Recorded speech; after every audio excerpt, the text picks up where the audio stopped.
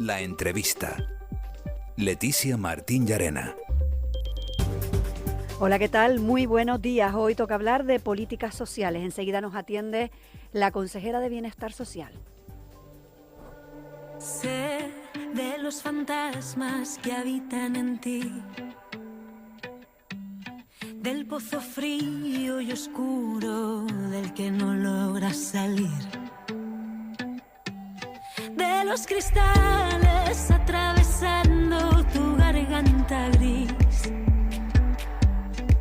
y ya solo contemplas una forma de dejar de sufrir.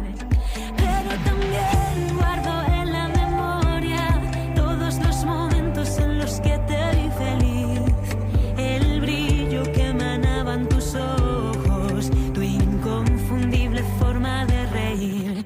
Pero también sé que tras la tormenta todas las nubes logran desaparecer y que tus flores heladas y marchitas pueden nuevamente florecer. Está en los estudios de Canarias Radio la consejera de Bienestar Social, Igualdad, Juventud, Infancia y Familia del Gobierno de Canarias, Candelaria Delgado. Bienvenida, muchas gracias por venir. Gracias a ustedes por invitarme. Reconozco que me apetecía mucho hacer esta entrevista porque es usted una profesional con una trayectoria en temas sociales que además hemos seguido aquí mucho en la Radio Pública de Canarias. Antes de nada, hay mucha diferencia entre trabajar de trabajadora social, incluso dirigiendo el colectivo, a pasar a llevar los asuntos sociales de toda la comunidad autónoma. Hay diferencias porque estamos hablando de una macroconsejería con 2 viceconsejerías, 8 direcciones generales, todo un mundo de gestión con un presupuesto alto, que me gustaría que todavía fuera muchísimo más alto. Sí hay diferencias. Ha servido por donde he pasado para poder llegar aquí con unos cimientos fuertes y no temer al trabajo que supone esta consejería. Sí, también. Efectivamente me ha preparado para esto. Lo tomo como un reto más y yo creo que podemos aportar mucho y podemos conseguir muchísimas cosas. Antes de entrar en materia, usted la conocemos mucho por ese trabajo que hizo tan intenso en La Palma, en la erupción volcánica. Sí, efectivamente.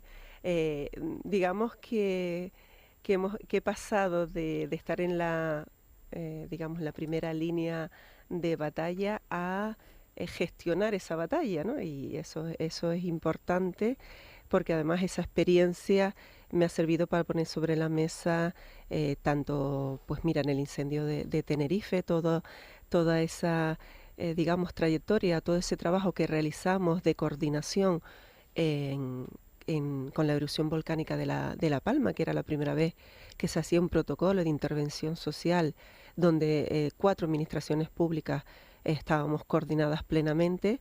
Pues bueno, pues ese trabajo también lo pusimos sobre la mesa con el incendio de Tenerife y es un tema que tenemos que abordar desde mi consejería, desde la consejería que presido, para poder que todas esas acciones que se realizan en una emergencia estén bien protocolizadas desde el minuto 1 y sepamos qué es lo que hay que hacer en cada situación y en cada momento.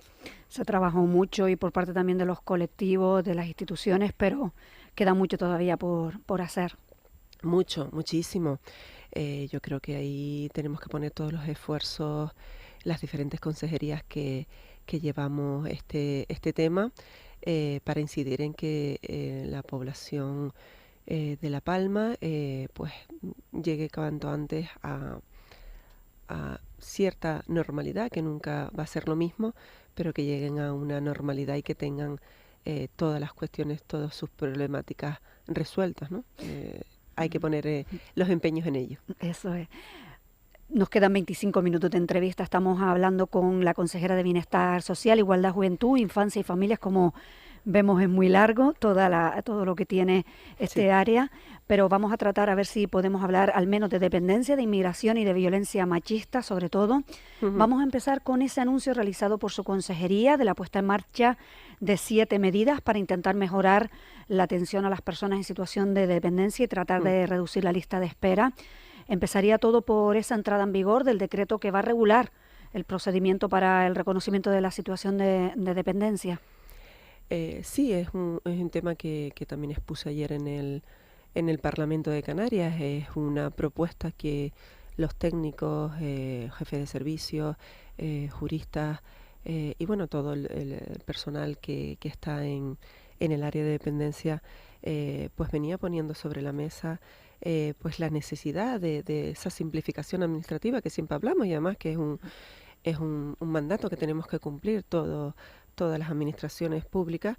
Entonces la idea era pues ver de qué manera podíamos simplificar el procedimiento de la situación de dependencia y el derecho a las prestaciones que contempla ese sistema para la autonomía y la atención a la dependencia, ver cómo podíamos reducir esas fases del procedimiento para que fueran más simplificados, con lo cual nos permitiría atender a mucha más población, a atender a muchas más personas que están solicitando la dependencia en un menor tiempo posible.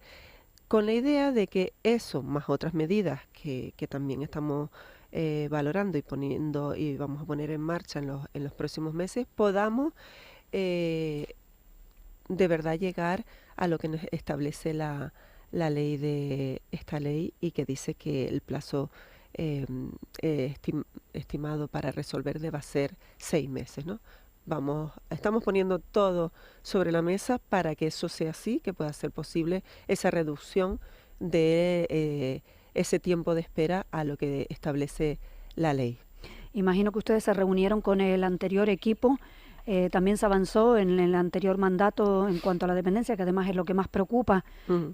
y de ahí sacarían conclusiones, ¿no? Saber cuáles eran todavía las fortalezas, las virtudes y todavía todos esos defectos, y entre ellos, como usted dice, ¿no? Empezar por ese trámite para que sea más ágil. Sí, nosotros lo que hicimos, bueno, fue reunirnos con el personal, las jefaturas de servicio que estaban en el servicio y empezar a ver que ellos nos hicieran ese análisis de cómo estaba la situación, partiendo de un documento que nos había dejado la anterior consejera y ver un poquito, analizando en profundidad qué carencias hay, dónde podemos estar fallando y sobre todo porque el personal es es el que está día a día atendiendo a la población y es el que te sabe decir dónde hay que mejorar, qué aspectos podemos simplificar, qué cuestiones, pues mira, esto es un plazo que vemos innecesario,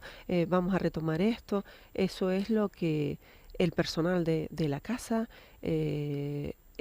nos puede hacer. Otra cosa es que cuando empecemos ahora mismo está en información pública el decreto, cuando empecemos a sentarnos también con el resto de administraciones y con el resto de entidades que trabajamos en este área, pues hagan aportaciones a esta normativa que nos permita simplificarla aún todavía más, ¿no? Porque a veces, pues, 2 ojos, 4 ojos ven más que 2, ¿no? Entonces, bueno, hay que hacerlo participativo y que todas las personas que trabajamos en este área puedan hacer aportes a él.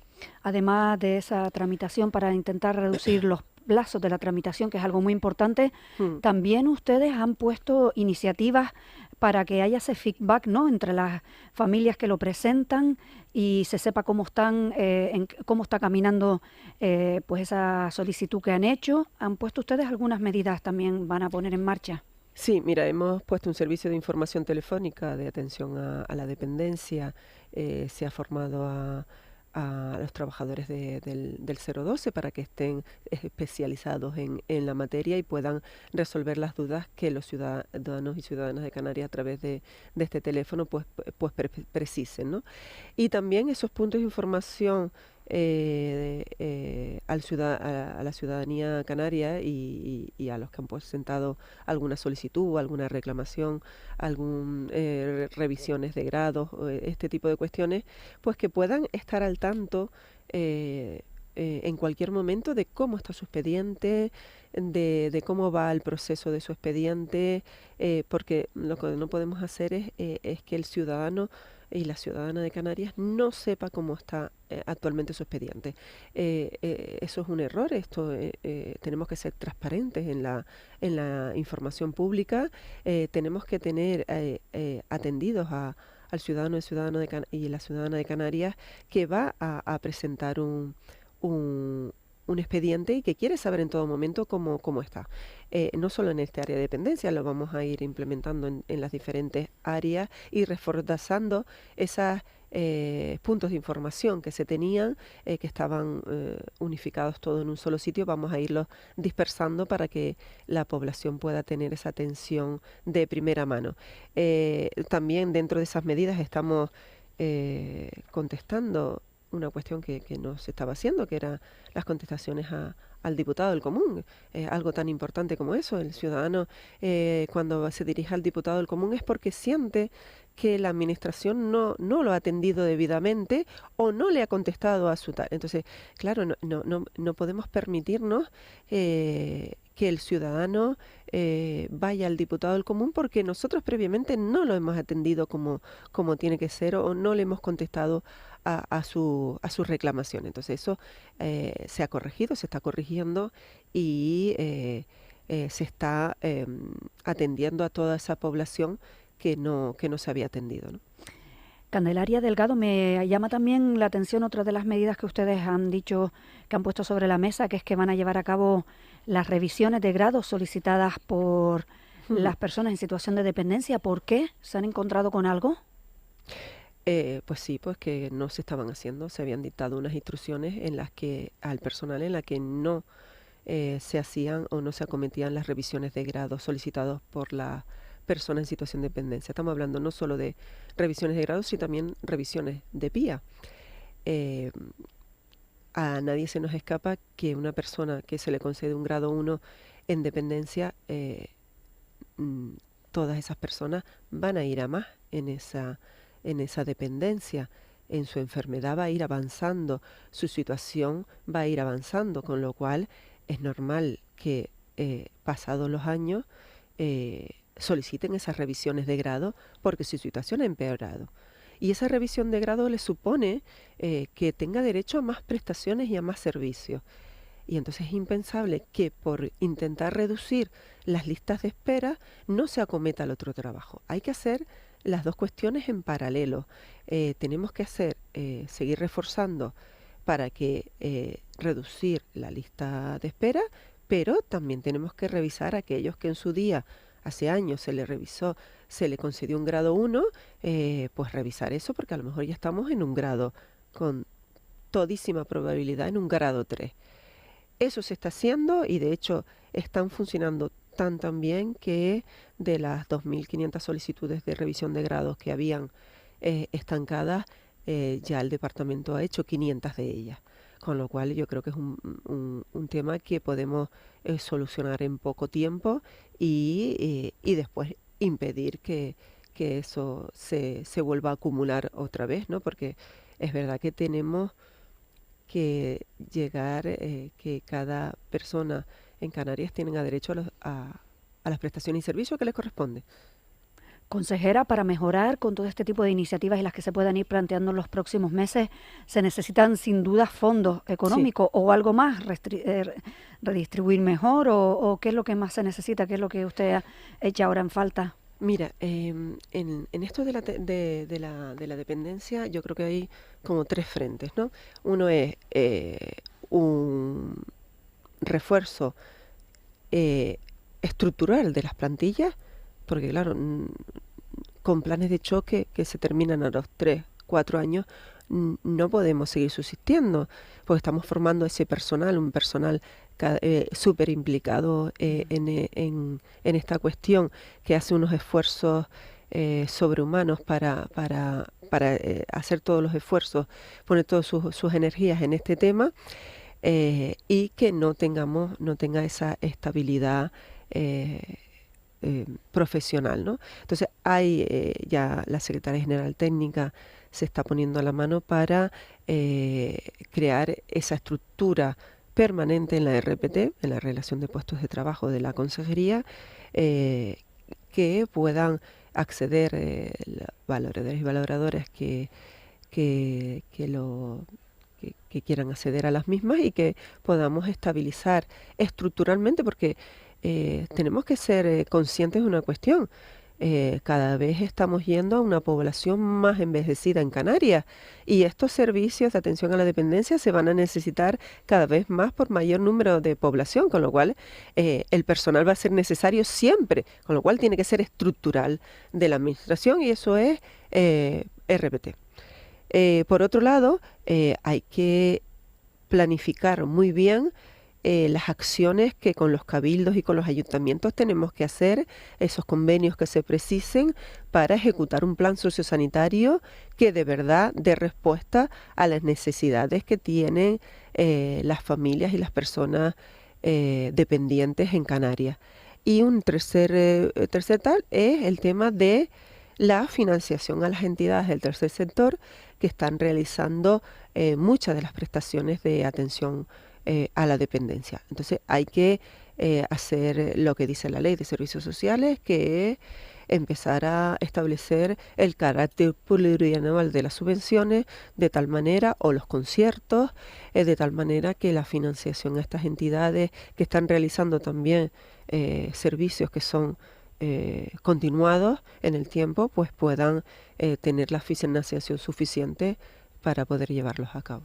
O sea, que espera que en esos próximos presupuestos que empiecen en breve a hablarse de ellos, a debatirse, a intentar pues mejorar, ¿no? Me imagino Sí. que será una de las consejerías que pedirá. Mucho, mucho.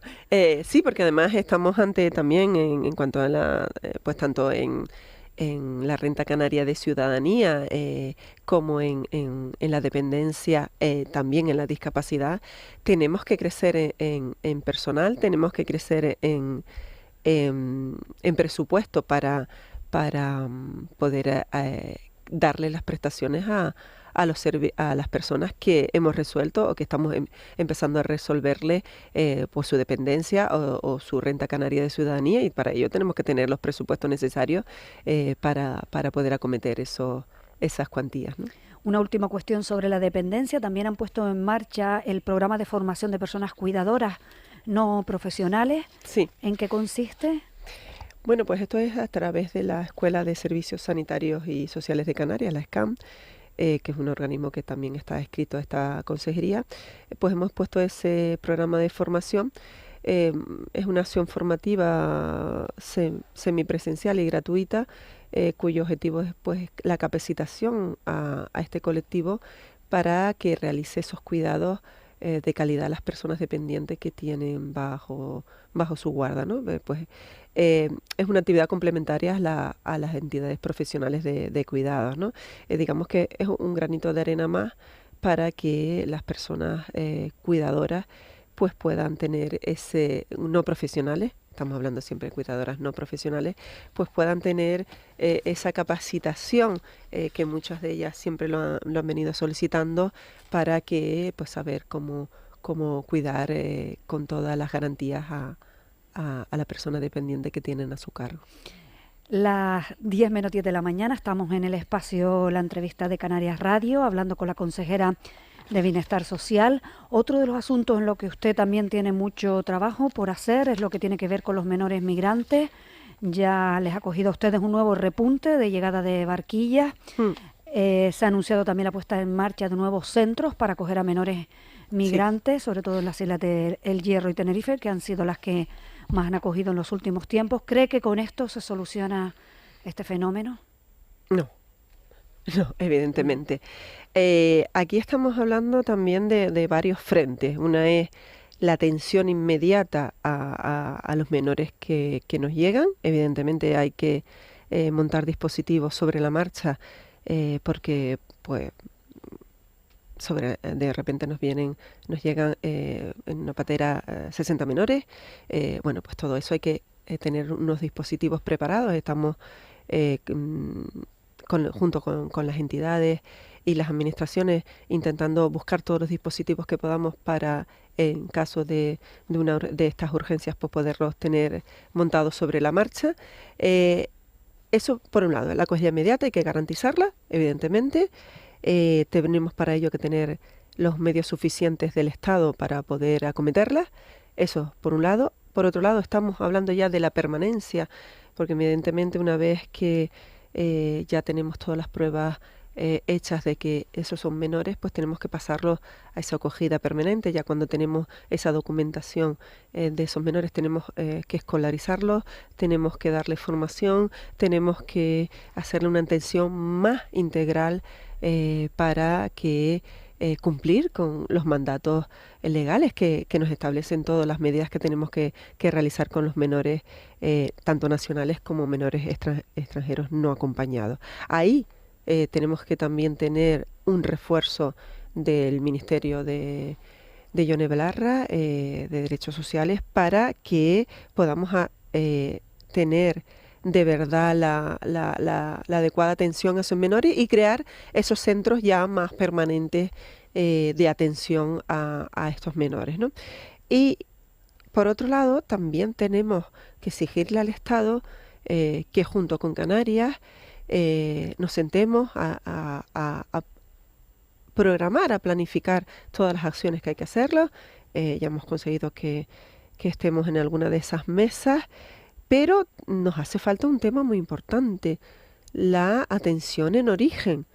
Lo que no podemos seguir permitiendo es que esta ruta canaria, que es la más mortífera de todas, se siga cobrando vidas humanas.